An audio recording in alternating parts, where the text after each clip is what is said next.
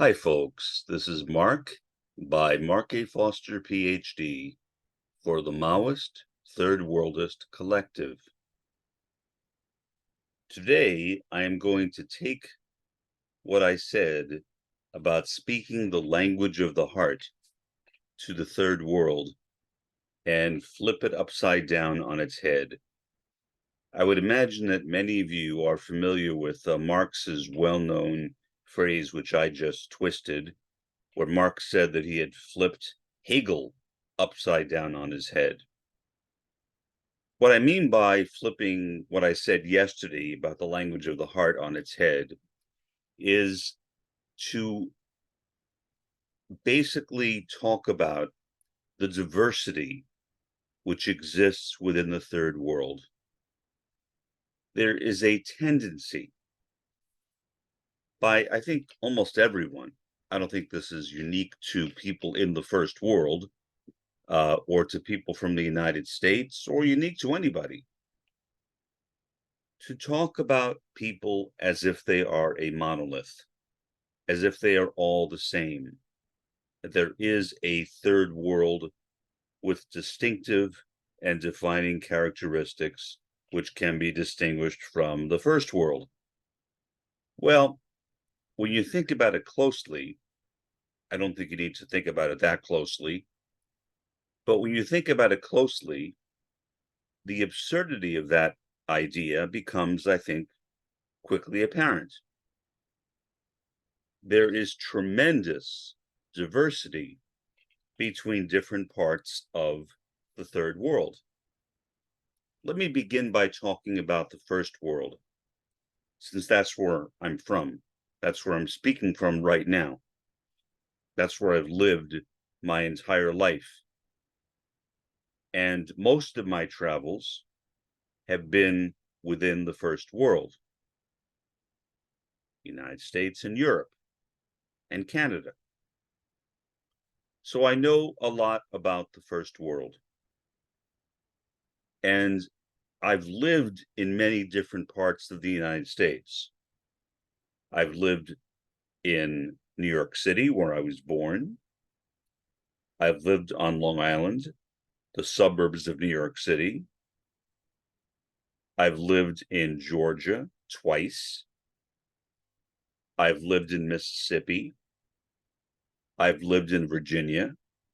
And before I moved here, a little over a year ago, I spent the last 30 years living in Kansas, the Kansas suburbs of Kansas City. Every one of those areas was distinct. There are obviously some similarities. And I would say that the similarities between different parts of the United States and different parts of Canada, where I've spent the most time, have probably increased over the years. A major part of that is due to the media. The explosion of the media, the ability to travel very rapidly from one part of the world to the other, from one part of one's own country to another, have basically collapsed the world, have turned the world into a neighborhood, borrowing from Marshall McLuhan's idea.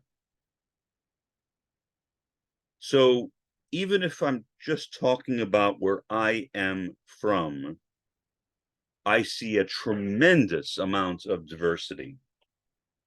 For example, there is very little similarity, in all honesty, between where I am right now in extreme South Texas, the Rio Grande Valley, and where I lived for the previous 30 years in Kansas.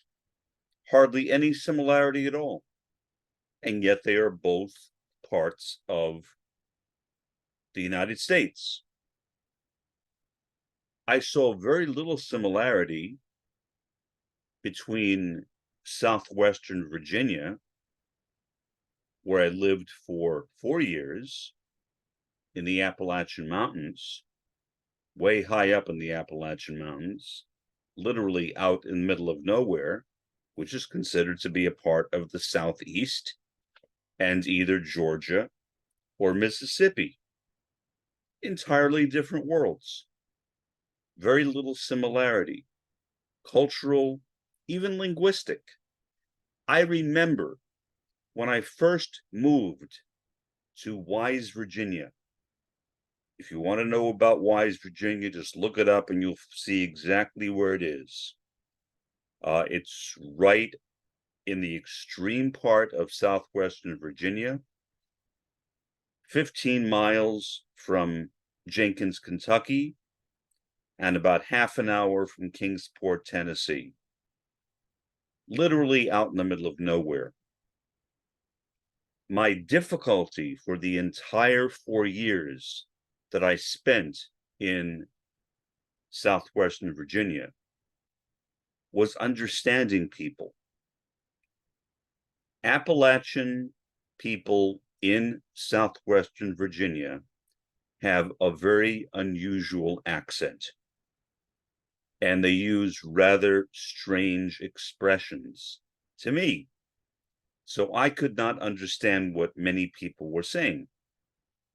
Why is that? Well, because for a long time, the Appalachian Mountains have been a relatively isolated area.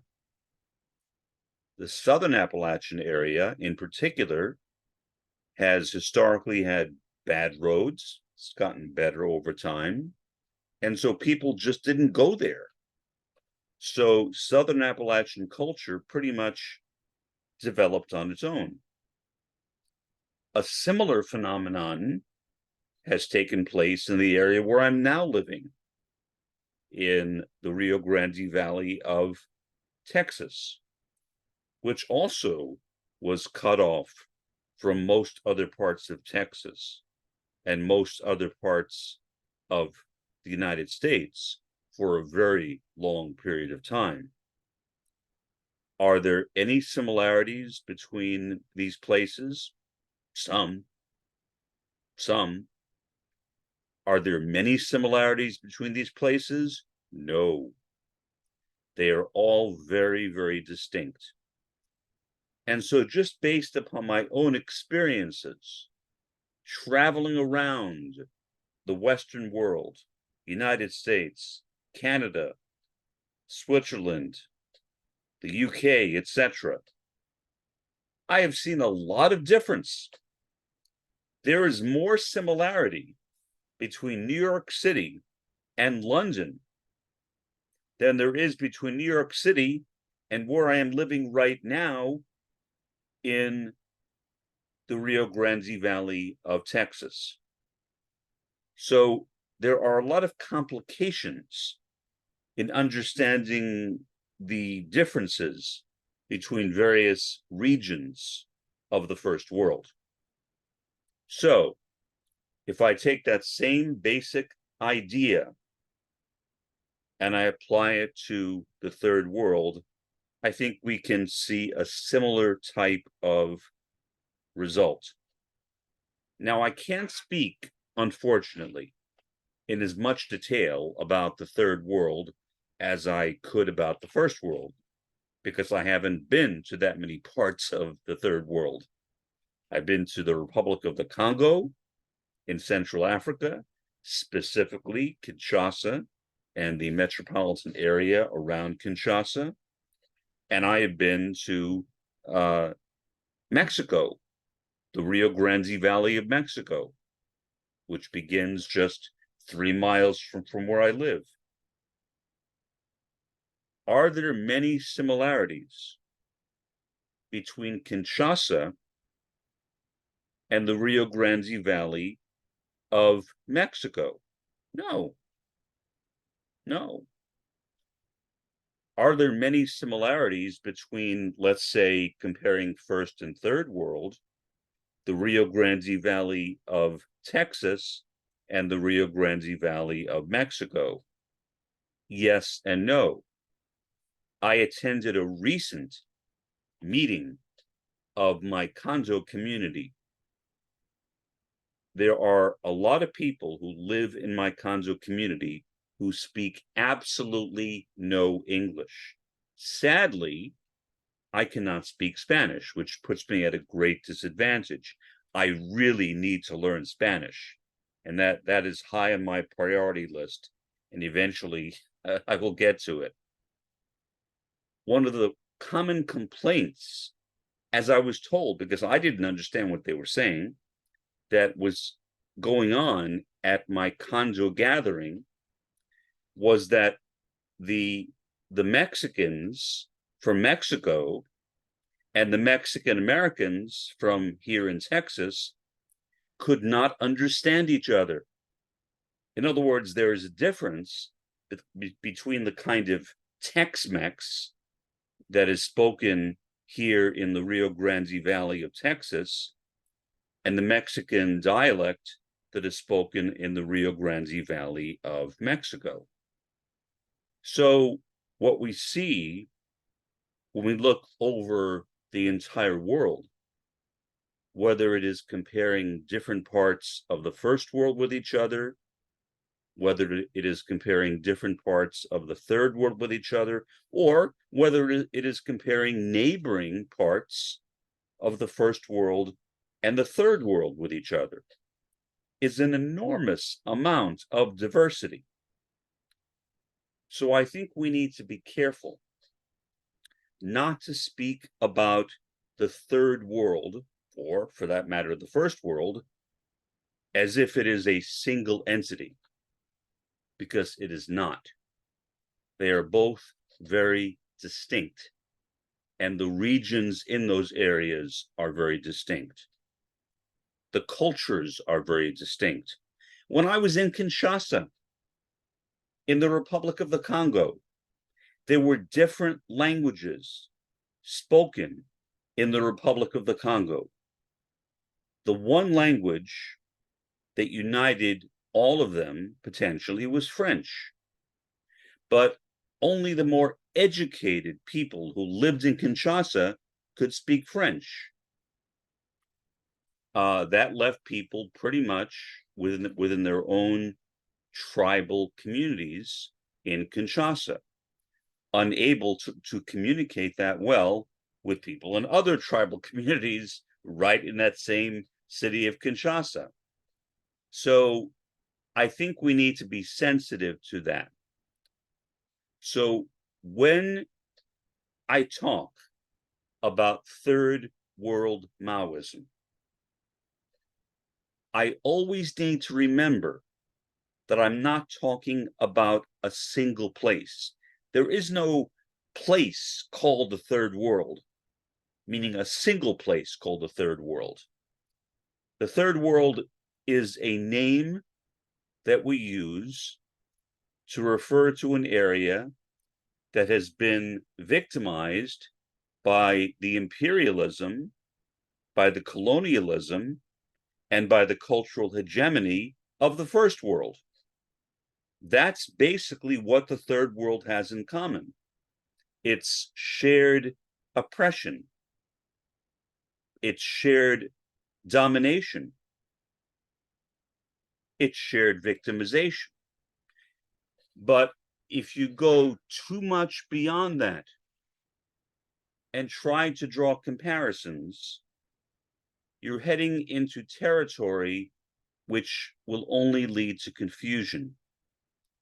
Confusion not only for me as an American, but confusion for people living in those parts of the world.